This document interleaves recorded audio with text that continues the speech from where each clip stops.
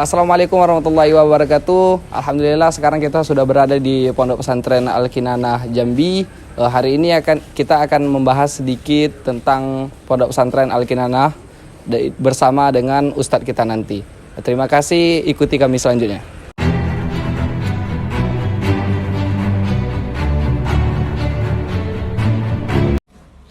Baik, sebelumnya Assalamualaikum warahmatullahi wabarakatuh Ustaz. Assalamualaikum warahmatullahi wabarakatuh.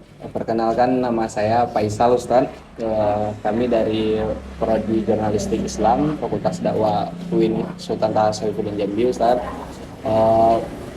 Minta waktu sebentarnya Ustaz. Ada beberapa pertanyaan yang akan kami tanyakan dengan Ustaz dalam sesi wawancara kita Ustaz. Sebelumnya Ustaz, boleh Ustaz memperkenalkan diri dulu Ustaz? Baik, bismillahirrahmanirrahim. Izin memperkenalkan diri. Perkenalkan, nama saya Adiansa, asal dari Batanghari. Keseharian ya membantu jadi pengawas dan pengasuhan di Pondok Pesantren Modern Al-Kinanah Jambi. Itu saja. Baik Ustadz, langsung saja kita mulai sesi wawancaranya Ustadz. Yang pertama yang akan kami tanyakan Ustadz, apa kelebihan pendidikan yang diterapkan di Pondok Pesantren Ustadz? Baik, kelebihan pendidikan yang diterapkan di Pondok Pesantren tentunya adalah pendidikan akhlak ya, akhlak yang tersistematis, terstruktur, kemudian penggabungan antara pendidikan agama, baik itu kurikulum Kementerian Agama dan pendidikan umum yang kita ikuti di Kementerian Pendidikan. Jadi penggabungan antara pembelajaran agama dan umum, kemudian pemantauan akhlak para santri selama 24 jam, itu yang mungkin bisa dibilang menjadi salah satu kelebihan dari pembelajaran di pondok pesantren terutamanya. Kita tidak menafikan sekolah non pesantren ya, semuanya bisa mendidik, tetapi kemungkinan kalau misalkan ditanya salah satu kelebihannya, yaitu tadi, kelebihannya kita bisa mengawasi santri selama 24 jam. Tetapi setiap kelebihan pasti ada kekurangan, ada juga kelebihan yang dimiliki oleh sekolah non pesantren tentunya. Selanjutnya Ustadz, tentunya di dalam pondok pesantren ada juga kegiatan-kegiatan keagamaan ya Ustadz ya, seperti Isra Mi'raj dan juga Maulid Nabi Ustadz. Nah, kalau di khusus untuk pondok pesantren Al-Kinanah Ustadz ya, kalau Maulid Nabi dengan Isra Mi'rajnya itu bagaimana kegiatannya Ustaz? Atau ada kegiatan yang unik kah yang dilakukan santri-santri di sini Ustaz? Iya.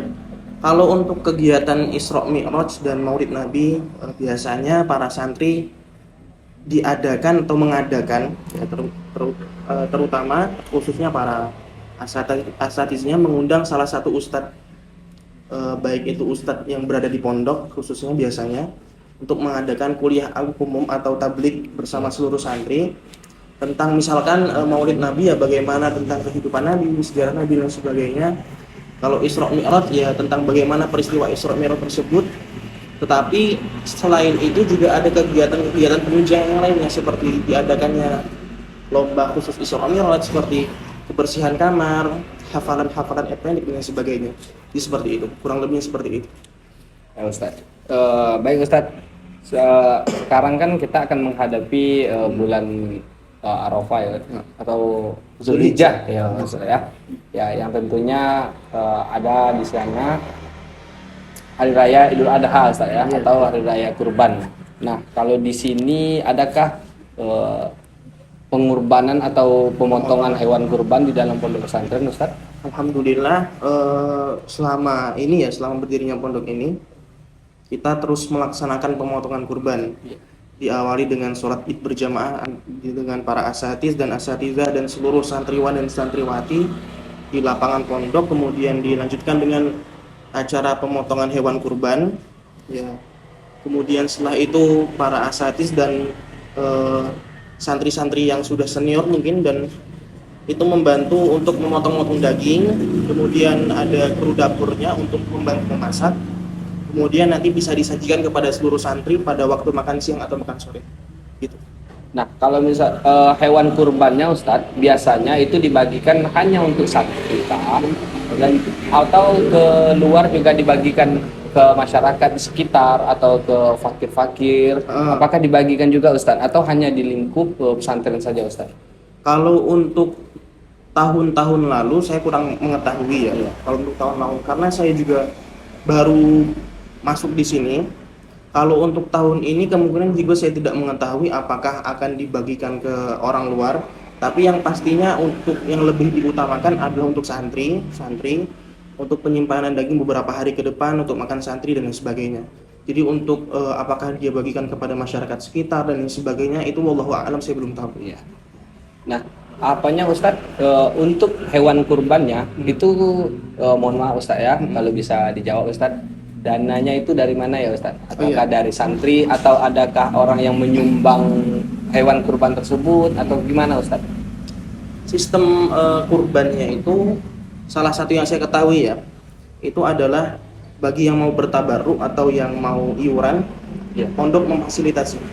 Atau bagi yang ingin mengkurbankan hewan kurbannya di sini, juga pondok memfasilitasi. Jadi boleh dari wali santri dan yang sebagainya dipersilahkan untuk berkurban di pondok di sini, tidak ada masalah. Itu yang saya ketahui. Dan juga Ustadz, apakah di pondok pesantren ini ketika hari-hari besar kayak Maulid Nabi atau Isra Mi'raj atau Hari Raya Idul Adha ini Ustadz, itu santri diliburkankah Ustadz? Atau bagaimana Ustadz? Kalau untuk libur pulang, itu kemungkinan tidak diliburkan. Ya. Tetapi akan diganti dengan acara-acara yang lain di dalam pondok juga, misalkan dengan diadakannya lomba-lomba dan lain sebagainya. Jadi kalau libur kegiatan KBM atau belajar mengajar mungkin diliburkan sementara. Kalau libur pulang dan sebagainya itu kemungkinan tidak ada. Seperti itu. Berarti kegiatan KBM-nya aja diliburkan Iya, Ustadz ya. betul. Kalau seperti mengaji atau sholat itu tidak diliburkan, tidak diliburkan. tetap dijalankan Betul. Ustadz ya. Oke, selanjutnya Ustadz, apakah bagaimana sistem pemotongan hewan kurban di sini Ustadz? Ya. Sistem pemotongannya. Sistem pemotongannya nanti setelah ada sholat id ya, setelah sholat Iya. idul adha, semua hewan nanti dikumpulkan jadi satu tempat. Kemudian nanti para asatidz yang senior yang memotong hewan kurban tersebut, karena ya kita mengambil pengalaman daripada asatidz yang sudah senior dan sebagainya untuk melakukan pemotongan hewan kurban. Jadi seperti itu, setelah dipotong kemudian dikulitinya oleh para asatidz yang lain, seperti asatidz muda dan lain sebagainya, nanti menguliti bersama. Kemudian setelah itu dibagikan ke bagian dapur untuk diolah dan lain sebagainya. Jadi seperti itu, kurang lebihnya seperti itu. Ya. Terakhir Ustadz, pertanyaan selanjutnya, menurut Ustadz mengapa pesantren itu begitu penting bagi pendidikan moral dan akhlak anak-anak kita di masa sekarang Ustadz? Baik, penting sekali menurut saya, karena kita dalam pesantren tentunya itu anak-anak atau yang biasa kita panggil santri itu diawasi 24 jam ya. Mulai dari dia bangun pagi jam 4:30 atau jam 4:30 sampai dia tidur kembali, bahkan sampai ketika dia tidur pun itu terkadang dilaksanakan absen dadakan. Jadi para asatidnya tidak membangunkan santrinya, tetapi dihitung secara berapa jumlah asramanya. Kemudian di pesantren juga ditekankan untuk akhlak yang lebih utama daripada ilmu. Karena bisa dicontoh lah, sebagian santri ketika bertemu ustadznya langsung menunduk, kemudian tidak berjalan mendahului ustadznya. Itu sudah kita latih dari sejak mereka kelas 1 di sini, sejak kecil mereka di sini. Itu tujuannya ketika mereka sudah lulus nanti memiliki akhlak yang mulia. Itu mungkin yang bisa saya beritahu bagaimana tentang moral di pesantren. Dan salah satu kunci sukses moral itu yang saya ketahui adalah harus diawasi. Karena terkadang orang yang memiliki moral, orang yang berakhlak baik, terkadang dia bisa berubah menjadi berakhlak buruk kalau tidak sesuai bertemu dengan orang yang lain, tidak bertemu dengan orang yang tepat. Jadi ketika dia memiliki akhlak yang terpuji, dia rajin mengaji, kemudian akhlaknya baik, tapi ketika dengan berteman dengan orang yang tidak baik, maka ya itu tadi, dia bisa tertular dan lain sebagainya. Dan alhamdulillahnya di pondok pesantren khususnya kita seminimalisir mungkin kita menjauhi akhlak-akhlak tercela. Jadi lingkungannya pun mendukung. Jadi gitu, mendukung untuk membangun akhlak yang baik, mendukung untuk membangun akhlak yang terpuji. Seperti itu insya Allah. Nah, satu lagi Ustadz, perbedaan antara pondok pesantren dengan pendidikan-pendidikan umum yang lebih menonjolnya itu Ustadz, di mananya Ustadz, boleh dijelaskan Ustadz? Baik, dari segi sebenarnya banyak perbedaannya. Cuman yang paling menonjol itu adalah pertama dari segi kedisiplinan. Kita di 24 jam di pesantren itu bisa dibilang, khususnya di pondok pesantren ini 24 jam kita menerapkan aturan yang sangat-sangat ketat untuk santrinya. Misalkan tidak boleh ketika kelas tidak boleh memakai sendal, kemudian tidak boleh merokok dan lain sebagainya. Itu semuanya sudah diatur oleh pesantren. Kemudian dari segi pelajaran agamanya, kita tidak menafikan bahwa ada sekolah di luar mungkin lebih baik ya. Dari segi agama kita tidak menafikan. Cuman ini sebagian besar saja. Secara umum saja ya. Di sekolah luar itu wallahu alam, ini betul atau enggak saya juga nggak pernah maksudnya mengajar di sekolah luar. Di sekolah luar itu kemungkinan misalkan dia masuknya jam 7 pagi, kemudian pulangnya jam 2 atau jam setelah zuhur, pelajaran agamanya mungkin hanya dalam seminggu 2 jam atau 3 jam. Nah, ini mungkin untuk orang-orang yang ingin fokus pada pelajaran agama ini mungkin belum cocok. Jadi di pesantren yang ingin fokus benar-benar untuk memperdalam agama ini lebih cocok karena pelajaran agamanya lebih banyak gitu. Dalam sehari kita mungkin bisa sampai 4 jam untuk pelajaran agama saja. Kemudian 2 jam ditambah dengan pelajaran non-agama, pelajaran umum dan sebagainya gitu. Apakah kita menjelekkan pendidikan luar? Tidak. Karena setiap anak memiliki cita-cita masing-masing kan. Yang ingin menjadi dokter ya silahkan cari yang tempat yang sesuai gitu. Pondok pesantren yang ingin pondok pesantren itu orang yang ingin fokus agama yang lebih cocoknya ya di pesantren. Karena porsi belajarnya lebih banyak gitu. Porsi belajar agamanya lebih banyak. Itu yang mungkin menurut saya menjadi salah satu perbedaan antara belajar di luar ataupun belajar di pesantren. Tapi lagi-lagi kita tidak boleh mengkerdilkan satu lembaga pendidikan, tidak boleh semuanya memiliki kelebihannya dan kekurangannya masing-masing ya.